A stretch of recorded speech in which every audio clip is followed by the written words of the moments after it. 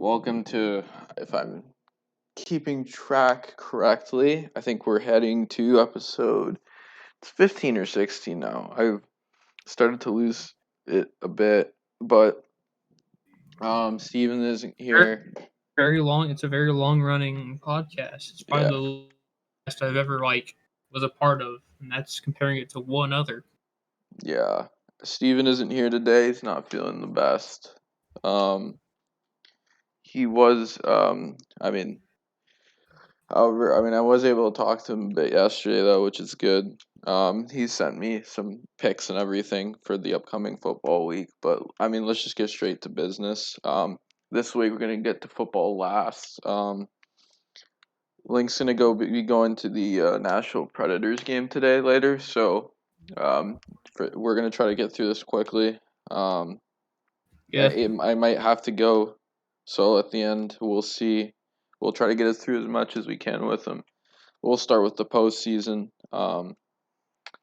Well, for both You of us, know, it's very fitting how on this episode, me and you, both our teams, are fighting once again for the NLCS. yeah, and that game's actually going to be, I think, within the next hour. I think it starts.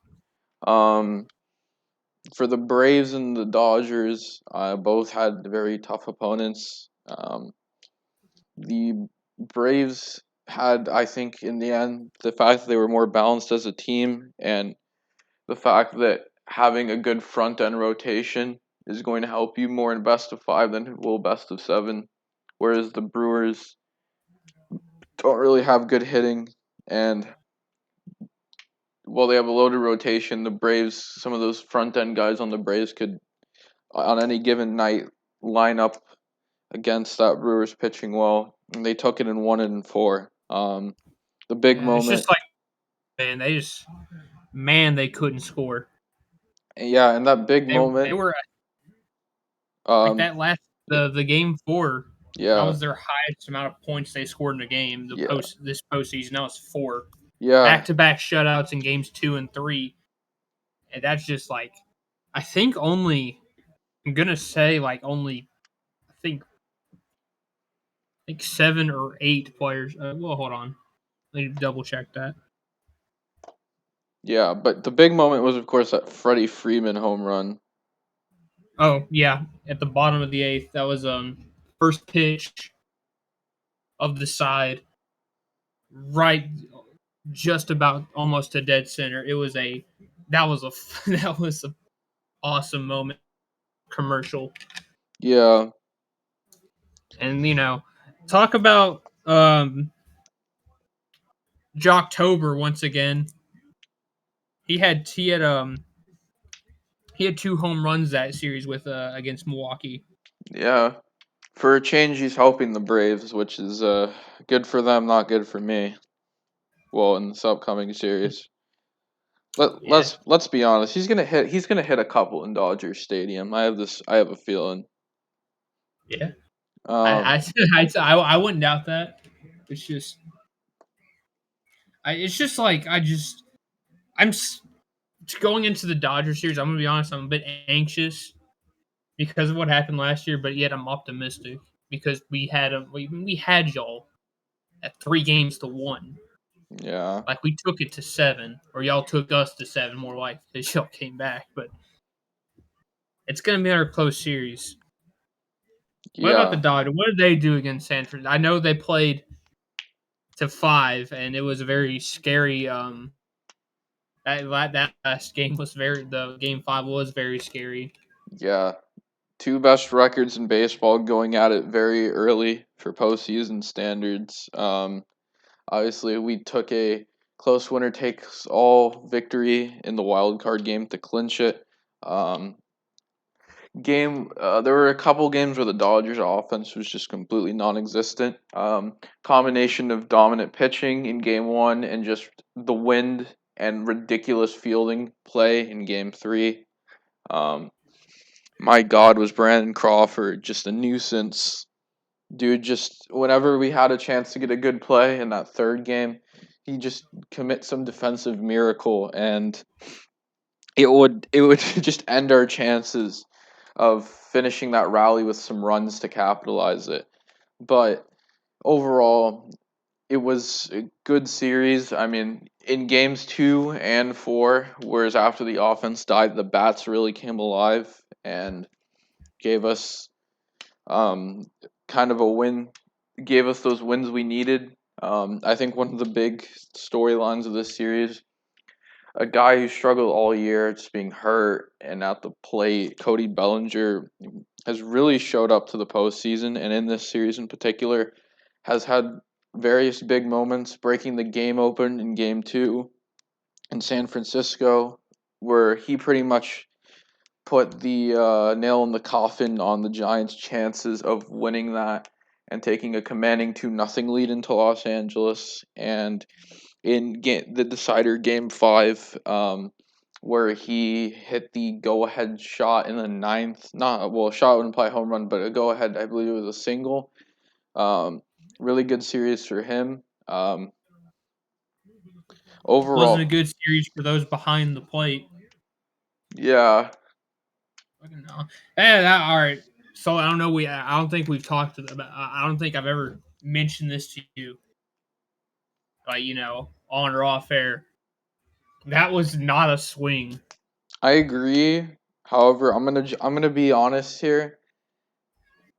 I people can't act like that would have been like the Giants would have won if they got the call correct. I know, but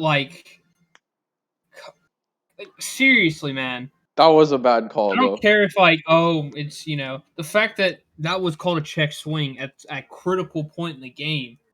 That was the last strike to give the Dodgers the series win. Yeah, and to be honest, because of what happened earlier in the year with Darren Ruff, I just can't care.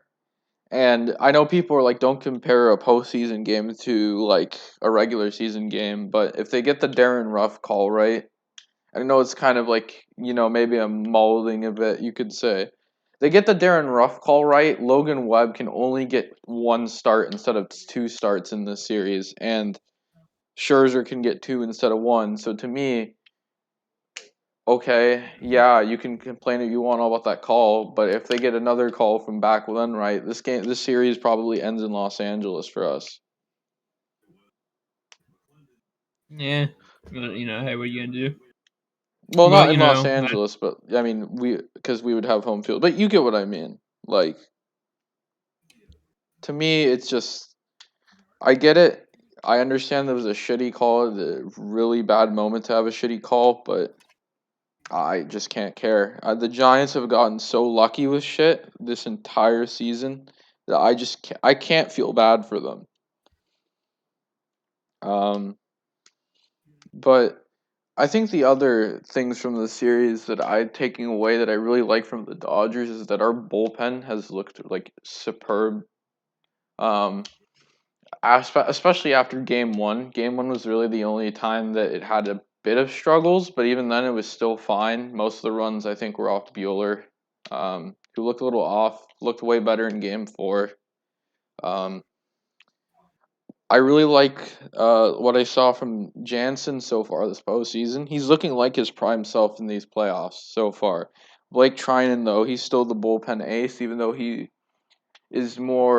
gets used earlier than Jansen does. Usually, Jansen will be put in that high leverage ninth inning situation. But the two of them have looked really nasty these playoffs. Overall, I'm feeling really good. I feel like the Giants, that was the one that I was like super worried about. Um,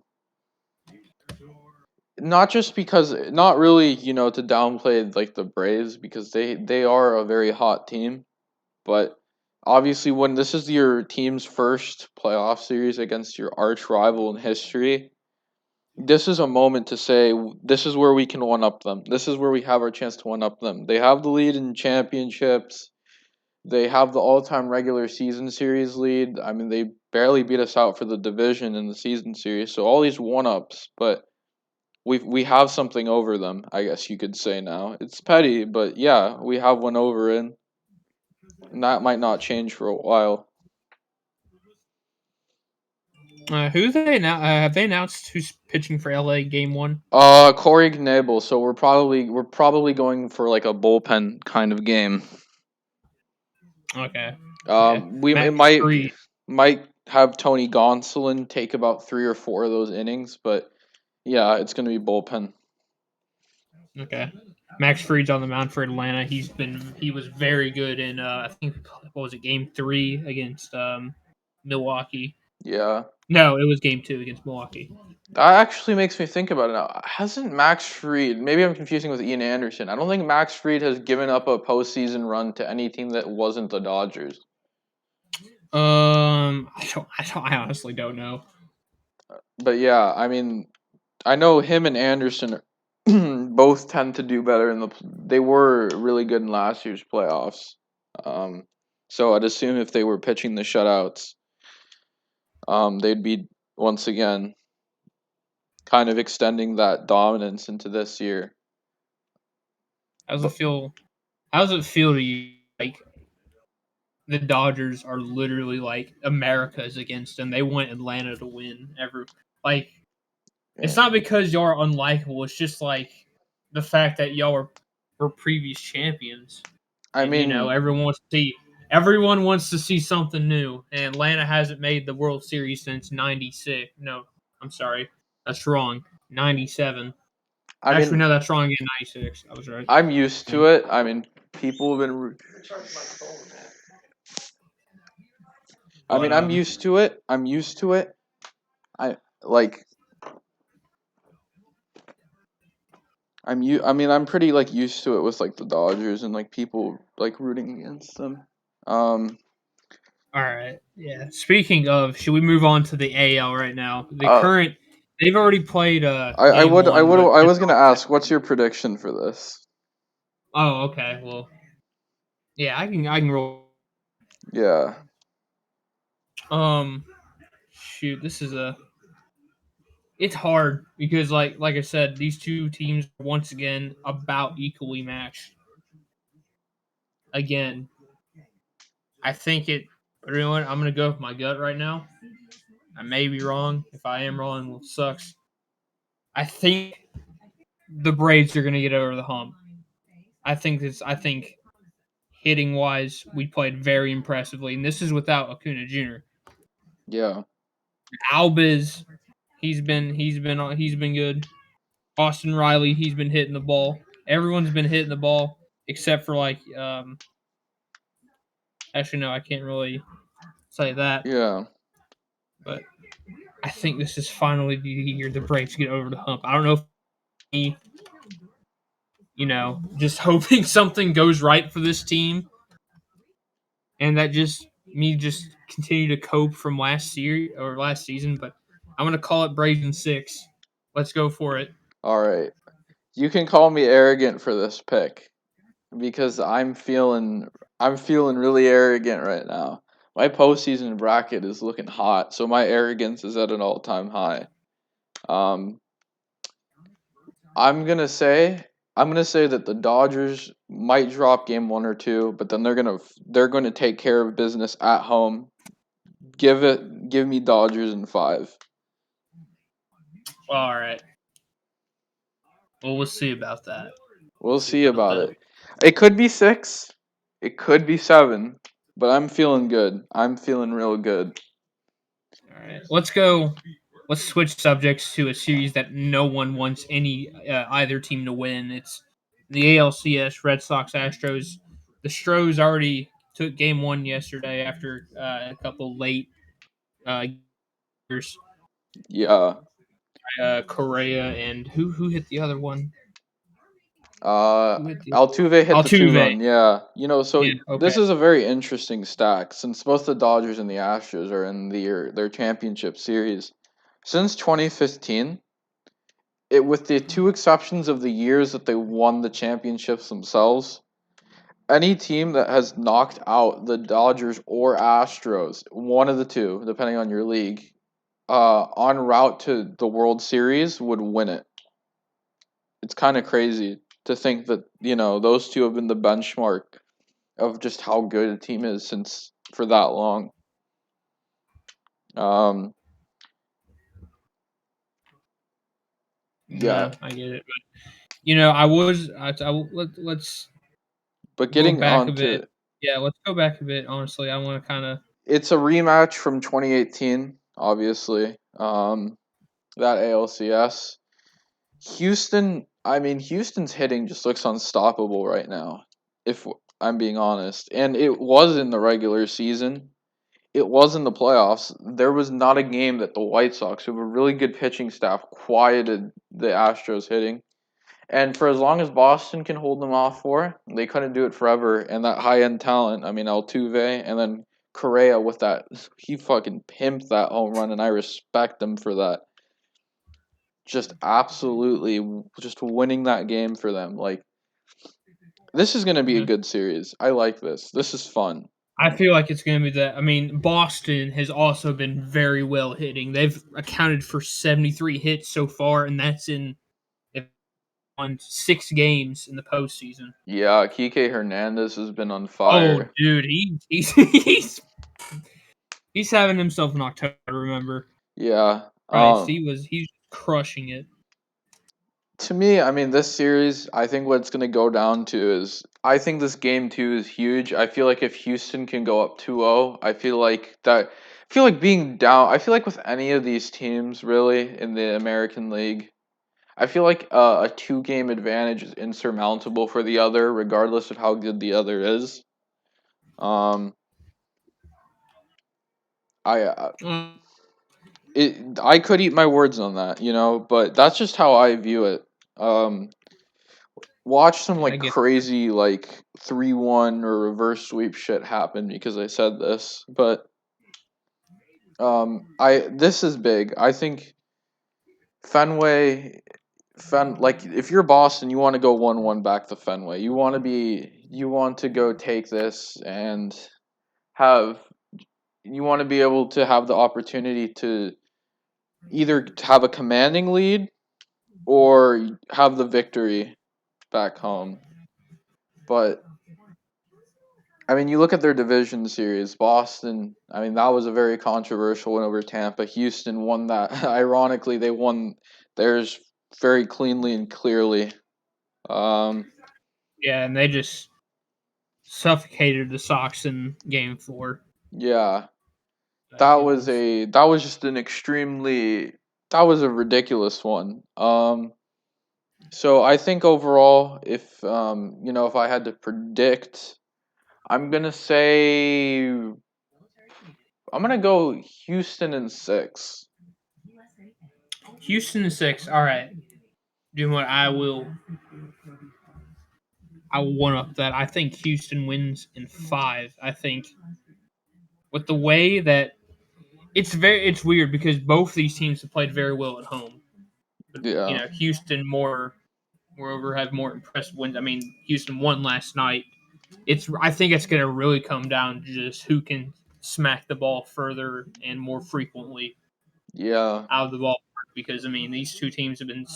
I mean, we saw it last night and we saw it with their earlier series, like the ability to score runs. You also bring it up that ability to hit the ball further. Both of them have crazy dimensions at their ballpark. Yeah, and Fenway. I saw something funny. Like people are now like hating Fenway because of its weird dimensions. Yeah. Oh yeah, because we basically saw in the wild card game like Giancarlo Stanton just losing fucking 2 home runs off the monster. Yeah, you know that's just how it is. That's baseball for you. Yeah. Can't really. I mean, if they reconfigure that, well, it would cause a riot in Boston. So probably won't happen. Yeah. You know, Um but yeah, so that's kind of how I'm viewing it. Um, Glad to see that the both of us are feeling good going into this series. I feel like game 1 would probably be if we had to drop one, it had to be this one because we're going bullpen here, but we'll see what happens. Um, I guess we can move on oh, to can I get one more comment sure. about like? Yeah, I feel like for every Rays fan ever, I'm gonna be on Yeah. because they were heavy. I had the in the World Series again. right? Hmm. It's like, man, they're gonna finally get that moment with the home crowd. People are gonna show up to the Trop potentially, see their team win, and and, and yeah, this isn't really helping their case for their probably eventual move to Montreal. A good playoff push does sell a new stadium. We saw it with Seattle and whatnot. So Yeah, it's not really helping their case. yeah. It sucks that their World Series run had to happen like when there's a pandemic. Well, there still is, Yeah, but I mean, like when it was keeping things closed as much as it was this time last year. But I guess we can, move to the NHL. Um, Season started, so we with hockey and basketball, we're not going to do proper previews. It's fine though. We'll still discuss the storylines as the year goes on. But anyways, I guess where else to start? But kind of the madness that's, I mean, transpired. I mean, the Penguins on opening night without Crosby and Malkin go into Tampa on their banner night and beat them. yeah, Um, and they should straight up beat them. yeah, Wasn't even clean. Tampa didn't have control at all of the game. yeah. And Really then nice. That's like I can't. I'm not gonna say statement win, but that's like impressive win, that is an especially without impressive like win. Yeah. Then of course with the Seattle Kraken, they opened up their first couple of games. Lost to Vegas on the opener, controversial goal from the Golden Knights to win. Really inspiring performance from the Kraken, though, who were able to generate the comeback momentum they had in a bit and take it to a win in Nashville. Sorry about that, Link. that game was bogus. I watched that. That entire third period was agonizing. There, like I in the last 10 minutes of the game, there were so many close calls and should have been goals for Nashville. It was starting to piss me off Yeah, just to hear, oh, it's another save. It's like what? Come on, how have we? I mean, I'm actually like that game for Nashville was actually pretty good. yeah, It feels like we're changing it up on offense and like especially on the power play. Our power play was actually like dynamic that's and good. weren't just taking slap shots from the blue line. So Yeah. Speaking of our teams with the Blackhawks, we've opened up with two losses, one in overtime, one in regulation. We played the Avalanche, and even without Nathan McKinnon, they still buried us. It was 3-0, pretty early, and from there, um, even though it was the final score would be 2-4, we looked better later on, um, but that was just oof. Seth Jones did not look good at all that game, which was unfortunate. But luckily for Seth Jones, he looked a lot better against New Jersey, um, as did the team. Another very standout performer in that game, Brandon Hagel. Ultimately, we would fall into overtime, but it was a very valiant performance. We were down 3-1 with 5 minutes left and got two goals to even it, including one with 25 seconds left. But atrocious defense let Jack Hughes walk in and just have a really nice goal. He had two really good ones. He's, of course, a future star in the league. And as for Chicago, we had our own future star put a goal of his own in Kirby Doc. You were talking about, close calls, and man, did Kirby Doc lay out some really nice passes during the second period, I believe, mainly. There were some in the third, some in the first, but he had a couple really nice passes that should have turned into goals, but Borgstrom had a good shot too. He got good elevation to it, but Jonathan Bernier had a really nice save, and the other one, Seth Jones, just completely whiffed. Overall, though, it was a more impressive performance, a step in the right direction for New Jersey. Jack Hughes played well, and so did Dougie Hamilton. Very early, having his first goal as a Devil, of course, being the marquee signing that they brought in for their blue line. Um, I'd say overall, um, it's been a weird start. But I guess kind of just to look forward. Um, do you have any bold predictions for the year?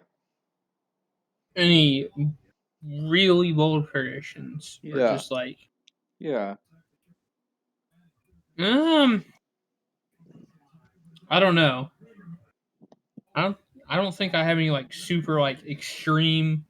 I think this team's gonna or like this player's gonna blank. I I don't think don't. I do. I I don't think that's know. just. I don't know if what I'm going to say is a bold prediction, but I just don't think the Metro standings are going to look anything like we expect them to. Oh, okay, all right. Like, it's just weird because like every team kind of has this weird case. I mean, the Capitals and the Penguins have the pedigree. The Islanders are really good. The Rangers have a new good coach. I mean, the Canes still have some good players on them. New Jersey added a lot. It feels like every team except for like Columbus, I could kind of think and be like, "Whoa, there's some quality here." Now Columbus has its quality, but I just don't think it doesn't really mesh into a good NHL team right now. They are rebuilding though. Um, but I think I mean if you want to go off and say if you feel like any teams will make the postseason, go ahead. If you want to just list off some. All right, yeah. I'll do a playoff prediction. Just really, I'll start division by division. All right. So in the Atlantic is probably one of the. I can't say like it's probably one of the easier conferences to kind of like see. All right, who's making it, who's not. Yeah, Opinion. I have Boston. These are not in any particular order, but I will try to like put the best teams I think that are going to be more exceptional. So why did I say that? I think it's going to be Boston. It's going to be Florida. I think it's going to be Tampa and then Toronto in the Atlantic. I think this is that was about every team except for Montreal that didn't make it last year. yeah, but Montreal has lost a lot this year. I just don't feel good about them Yeah, I mean they did make the playoffs off the skin of their teeth, and they're like, in a I really don't weak know. division. Nonetheless, and they're losing to Tar and Deneau. Yeah, and they've already dropped their first two games, and then Including a Corey blowout loss Price to Buffalo. is going is taking a leave, Yeah. so that's gonna hurt them because like he had a very good postseason last I year. think for the Atlantic, I'm going to also say four teams will make it. My order would be Florida, Tampa, Toronto, and Boston. All Um, right. I guess if we want to talk about the Metro, a hard division to look at, I feel like Islanders, Penguins, and then this is where it gets tough because those are the two I feel good about making it. Islanders, Penguins.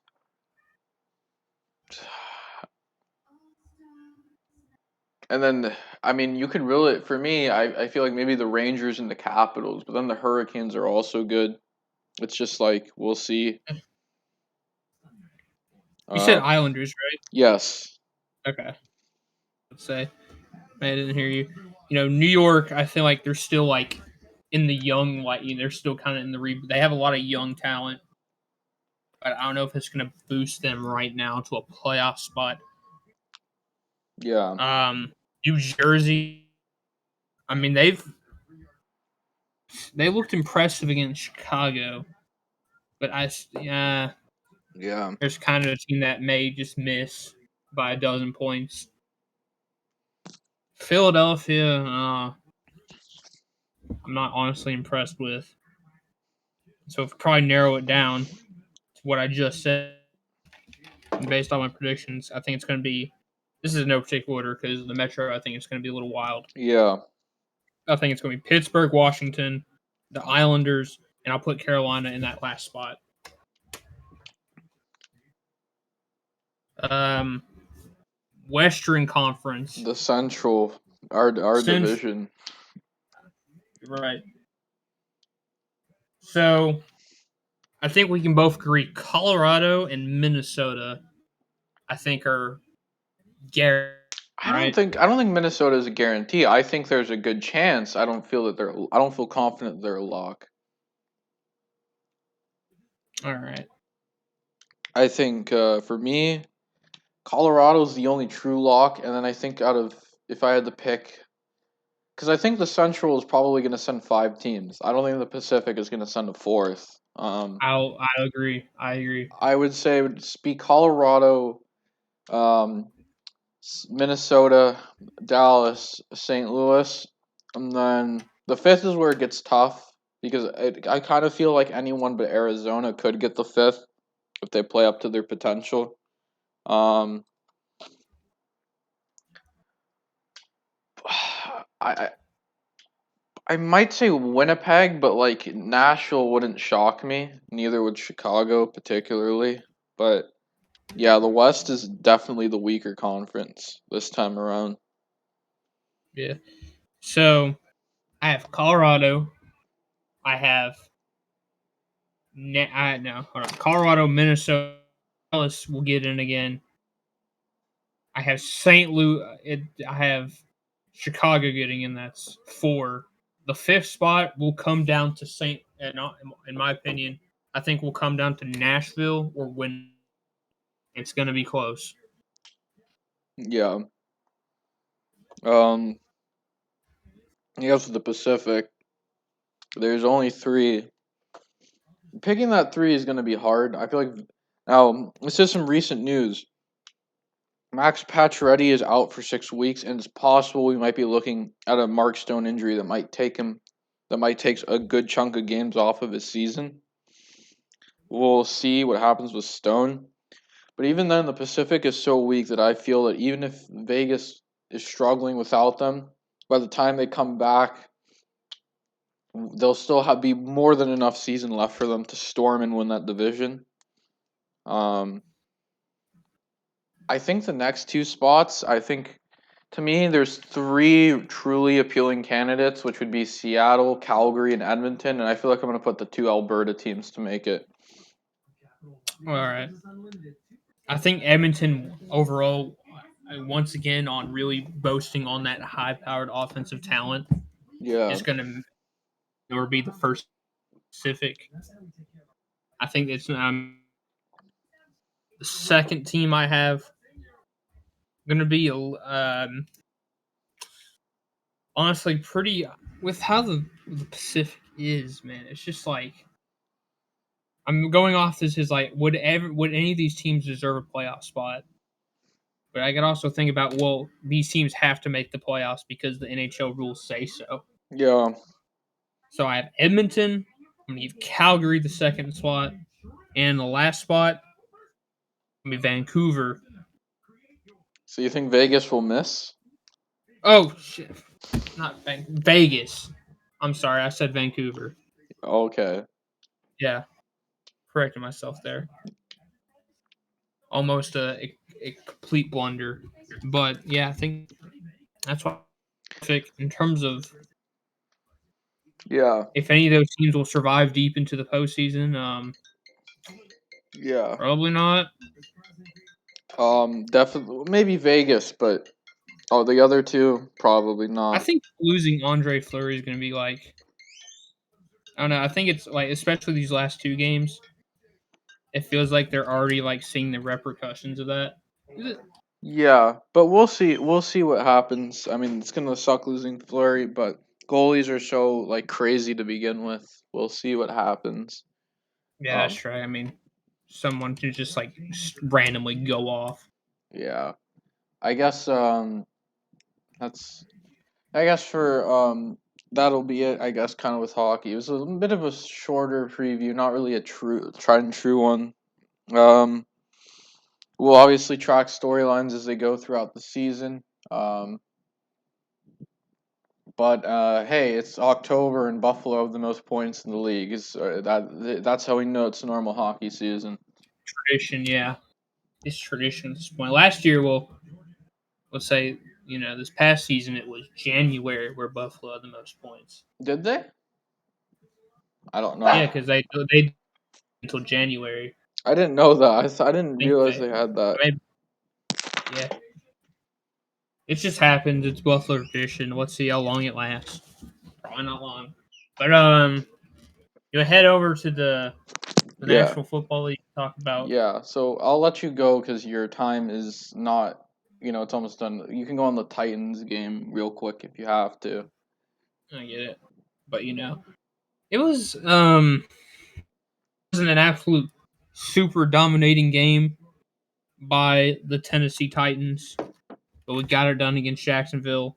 I don't know what's with Tennessee and making the rookie quarterbacks look decent after the rookie quarterbacks are just like the previous weeks, just dying on the field. To be fair, Trevor Lawrence had I think Trevor was good against the Bengals, but yeah.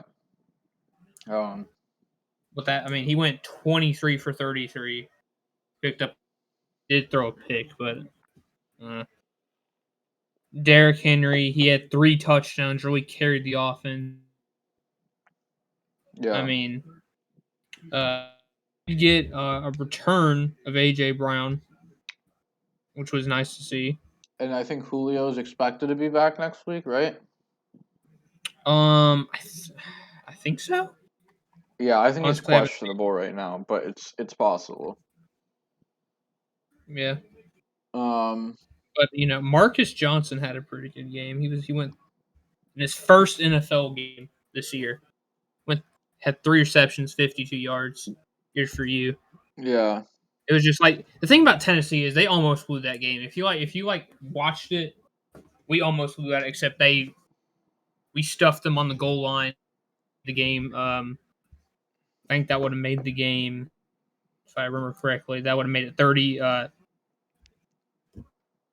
No, yes, 26-31. That would have been like made it a little bit more.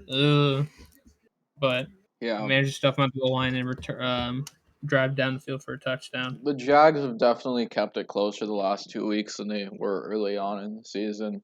And they've just got bulldozed. And against a couple quality opponents too. So I'm feeling a little less comfortable like picking against them in like survivor pools now than I would have been before the last 2 weeks. Um, Uh,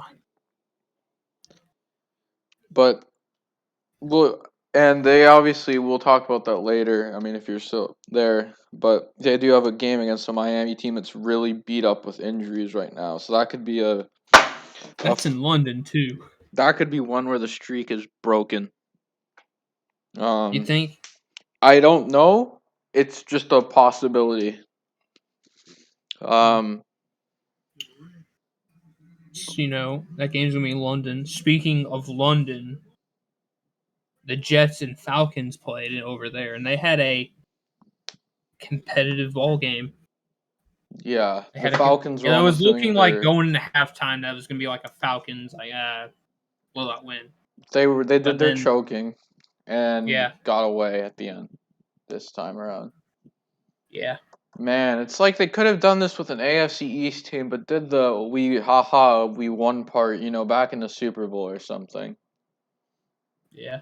Um, It's, Kyle it's Pitts kind sad. of had the breakout game that people wanted. Really good for the fantasy team. Um, Ryan had a pretty good game too. but He, yeah, that was I guess the big thing for that. I mean, guess we'll talk about some of the games that went on Thursday night football. Big game for Rams fans. Big game for Seahawks fans. Big game for Jets fans even. The Rams won, and a game that for a bit was somewhat uninspiring. Uh, but the but the big thing, of course, was that they were down a bit. Not much offense. Russell Wilson gets hurt. Geno Smith comes in. Seahawks offense ran probably better with Geno. Not to say that Russ was like bad or anything, but or that would be good for them as a team because it really isn't. Um, and Rams still wound up winning the game, but I mean, I feel like this might be the end of like an era for the Seahawks regarding Pete Carroll. I feel like this team is probably not in with Russell Wilson being out 6 to 8 weeks, not in position to really go into the postseason. And for the Jets, they could be looking at a top 15 pick that they're getting from the Jamal Adams trade. So Yeah, it's especially how the rest of the NFC West is playing. It's gonna be yeah, hard for them, especially like down the line when divisional games are becoming more and more frequent. the Rams really needed a statement bounce back win, and that this was kind of it. They looked very good against Seattle, um, especially in the second half. But to me, I mean, this speaks more to the direction of the Seahawks. This might be the end, of that era.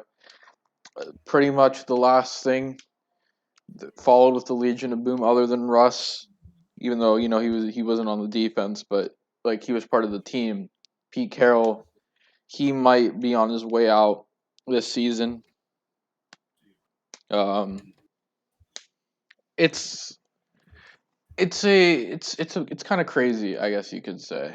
But I guess we can move to another kind of crazy game. The Chargers played the Browns. Very, very high octane offense is going at it. Nick Chubb had an amazing day on the ground.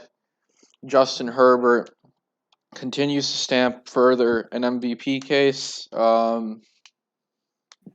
The big thing, though, is that the Chargers just go for it on fourth down and they get it. And I have to respect the balls on Brandon Staley. Um, Not a lot of coaches do that, but just going for it on fourth down, I mean, that's crazy to me. Like, I respect it. Um, you don't settle, just go for it. Yeah, there's risk, but if you believe in your offense's ability to score, you believe in your defense's ability to do better on shorter fields. I mean, I think that going for it on fourth down in a way shows so much faith on your team in like every aspect of the game. I'm not sure how you would perceive that. I'd like to hear that. Um, I can agree to an extent on that. yeah. Um, But I think the other thing in the end, Chargers. The Browns put the Chargers in the end zone for the last touchdown, so they can get time on the clock to go with the ball. Weren't able to get a touchdown there. Um, Once again, Baker and Odell's relationship being controversial. Since it doesn't seem like Odell really gets a lot from Baker. Um, but I think the big thing, of course, is that the Chargers are now, they're the 1 seed, and they just took out another competitor for it, and they have the Ravens next week, so we'll see how that goes. I guess the next game I'll talk about the Cowboys and the Giants. Oh boy, does the NFL need to learn to not play these two teams together on Week 5 in AT&T Stadium, or just together at all? Because another really bad injury game. Saquon, Daniel Jones, Kenny Golladay all have suffered injuries. I think Jones will play tomorrow. I think the other two are out. Kadarius Toney had a really good game. Saquon got injured too. He's done for the season. No. He's only missing a game or two. Oh, I thought they said it was. Oh, Yeah. okay. Kadarius Toney, he had a really good game, just dominated, shooting his fantasy value up. Of course, the big story though was the Cowboys offense, who, I mean, they just were dominant, and that's the big reason why Dallas got a win. Granted, the defense played well, but um, had some inconsistencies early, got much better in the second half. Granted, this was when the Giants had lost a lot of players to injury. Um, Cowboys offense though, Dak Prescott. This was the first time that teams were really starting to respect Dallas's run game, so he had way more opportunities to air the ball out deep, and he really punished the Giants for it, kind of justifying the fears that for the last few weeks teams had from Dak throwing the ball. Hit a really nice deep pass to Lamb and a very nice deep tight window throw to Cooper, and that's it's why a lot of teams played those two high safeties just out of fear. But yeah, I mean, overall, really strong victory for my Cowboys, who we're going to Foxborough next week, tomorrow. We'll see how that goes. But really encouraging. 2 wins over division rivals, even if they aren't the best, are still sweet to have our division rivals. And of course, one being over the top seeded Chargers and the then undefeated Panthers, who did drop a game to the Eagles, but nonetheless, still, victory to be proud of. I guess now that we got that, we have the remaining 2 primetime games. The Bills went. Hold on, I want to. We got like we haven't talked about the excellent game between Green Bay and Cincinnati where no one wanted to win and it was chaos. So many missed field goals. Oh my God! So much shenanigans. Really good game. Devontae Adams had 200 yards in receiving. Yeah, and Jamar Chase as well played really Yeah. well. Joe Burrow to Chase and Aaron Rodgers to Devontae. I mean, 2 really good connections that went against each other. This was a really good game. Lots of quality on both sides of the ball being displayed. And then, of course, once it got down to the kickers in the fourth and overtime, no one could hit their kicks. Packers got a chance. Bengals got a chance. Packers had a chance again to end it in regulation, missed. I believe the Packers had their shot. Then the Bengals did. And then the Packers finally got a kick through for Mason Crosby. That was just a crazy game. I know our kind of quick description it isn't doing it enough justice, but man, that was a beautiful shit show. I mean, I can appreciate it more because at the time I was getting worried it was going to cut into the Cowboys broadcast, but yeah. I guess. Speaking of beautiful shit shows, you want to talk about the Raiders, John Gruden, and all that shenanigans. Oh my God! Yeah. Probably the biggest storyline of Week 5. After playing Chicago, I mean, at his first start, he played. He didn't get a lot of throws off, I will say. Yeah. It seems 20 like Fields 20. looks like a rookie. He has his highs, he has his lows, but he's looked good for a rookie, Yeah, I get. The Bears' defense really took over that game, but Gruden's been fired or really resigned. But let's be honest here, that's just language used. I think it's fair to say that with that situation, Gruden had these emails that apparently went on from 2011 to like 17 or 18 with Bruce Allen. Lots of disgusting things said. So to me, it's just like, yeah, he had to go. There's no way. This is like a guy that was in his 40s to 50s during this time span. It's like, wow. Yeah. I think they have who they have as their interim. I'm not sure. So that's like a huge blow to Oakland, Las Vegas, especially after like they've dropped their games. Now they're going and they're heading into a game against division rival. Yeah. You gotta think, especially like after those first 3 weeks, and then those first 3 weeks, they went undefeated. Really, the offense. Derek Carr was playing very well. Yeah. Everything I felt like was going right, and then I think this just kind of halted all their momentum that they ever did have. Yeah. But we'll have to see. I think I want to comment about one more game before I have to head off and get ready for this. Yeah. I think the last game I kind of have some sort of comment about. The Cardinals improved to 5-0. They're the only undefeated team in football. I get. And this was a team, I'm gonna be honest, I guess I was wrong about, where I'm just missing something right here, because I had them outside the playoffs.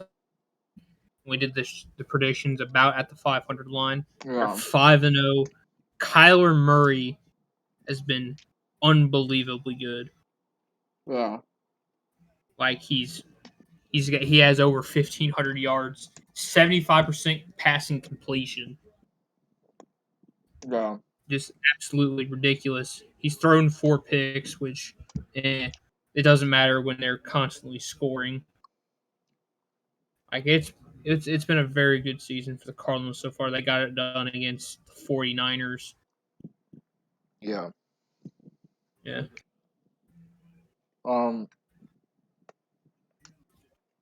I know. He just been look good. Yeah. Cliff Kingsbury has looked better, but unfortunately, it's COVID. So Yeah, he'll miss the game against the Browns, which will Cleveland. be a big one. But yeah. Anyways, thank you, Link, for being here.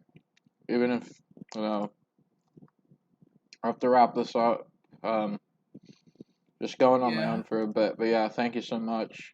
Yeah, strong. You better not disappoint. I listen to these. All right. I guess just going on my own here. Prime time delivered some really good games. Bills at Chiefs, statement win for Buffalo. Josh Allen looked impressive. Dawson Knox continuing his breakout campaign.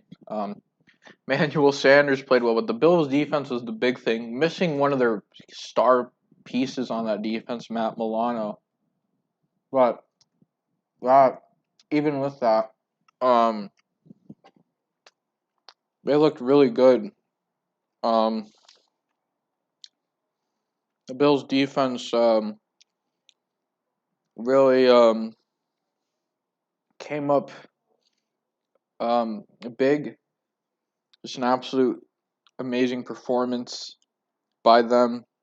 Gregory Rousseau got a Defensive Rookie of the Week for his efforts. Looked really well. Picked off Mahomes, thinking he might have gotten the sack as well. He's been off to a very impressive start of the year. Prospect that I really liked out of Miami.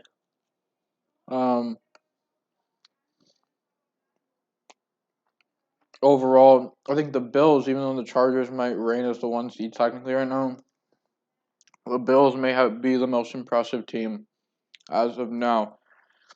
On the other hand, we have the other Monday night. For Monday night, in wake of the John Gruden news, we had the Colts and the Ravens. The Colts got off to a really good start. Taylor looked well. Wentz had his best game yet in Indy. However, Lamar Jackson really took over the game in the fourth quarter. And for what he would probably have the best performance by an individual player we have seen yet this season in a single game. Really took over. They were down 22-9, I think 25. I think it was 25-9. I'm trying to remember. Took over, led them to a couple touchdowns late. Really good overall. one of the big things was, Rodrigo Blankenship was playing hurt, and a couple missed field goals would ultimately cost the Colts. Lamar Jackson, being Lamar Jackson, was going to capitalize on said mistakes and lead the Ravens down the field to equalize, get a 2-point conversion, and in overtime, get the touchdown.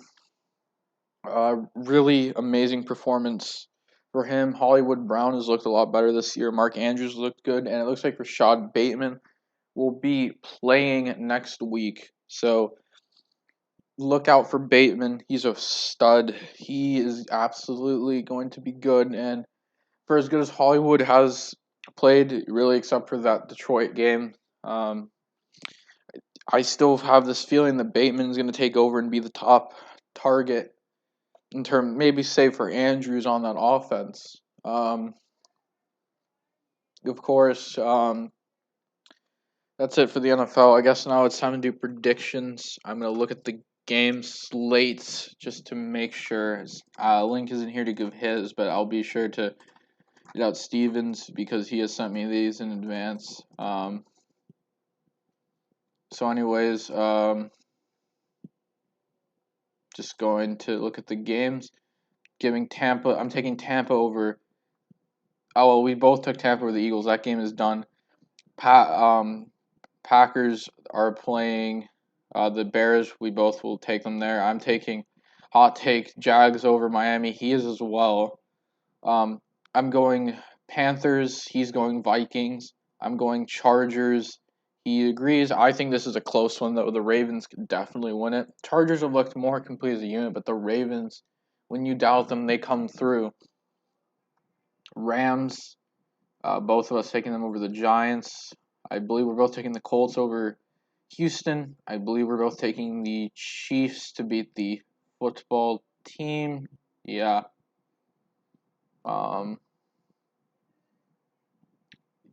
Then we're both taking the Bengals to beat the Lions, the Cowboys to beat the Patriots, Steelers to beat the Seahawks, and the Bills to beat the Titans. And it looks like he's going Cardinals. I'm going Browns. That's going to be a good one.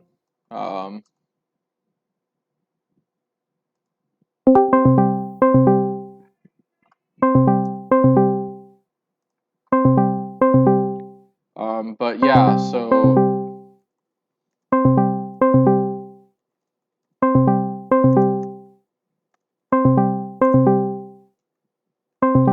basically, yeah, that's just how that goes. So that's gonna be it for this episode. This was a good one. Unfortunately, we didn't have Steven today. Had to rush this a little bit. But I'll probably upload this a bit later today. Hopefully my Dodgers are gonna win. Yeah, I'll see you guys.